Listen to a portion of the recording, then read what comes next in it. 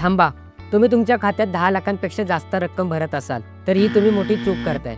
कारण आता income tax विभागाने कॅश डिपॉझिटवर नोटीस पाठवायला सुरुवात केली आहे. जर तुम्ही वर्षभरात 10 लाखांपेक्षा जास्त कॅश बँकेत जमा केला तर तो ITR मध्ये दाखवला नसेल तर विभाग तुम्हाला थेट विचारू शकतो, हा पैसा आला कुठून.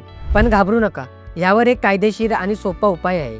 नोटीस टाळायची असेल तर तुमचे ITR तात्काळ रिवाईज करा. छोटा व्यवसाय असेल तर ITR 4 फाईल करा आणि सेक्शन 44 AD अंतर्गत हा कॅश डिपॉझिट कॅश सेल म्हणून दाखवा.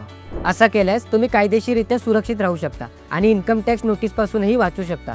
लक्षात ठेवा, नियम माहीत नसणं चूक नाही, पण नियम समजून न घेणं मागात पडू शकतं. हा व्हिडिओ कॅश व्यवहार करणाऱ्यांसाठी आणि छोटा बिझनेस असणाऱ्यांसाठी नक्की शेअर करा. अशा सोप्या आर्थिक माहितीसाठी महामनी सोशलला फॉलो करा आणि हो, ही रील सेव्ह करायला विसरू नका.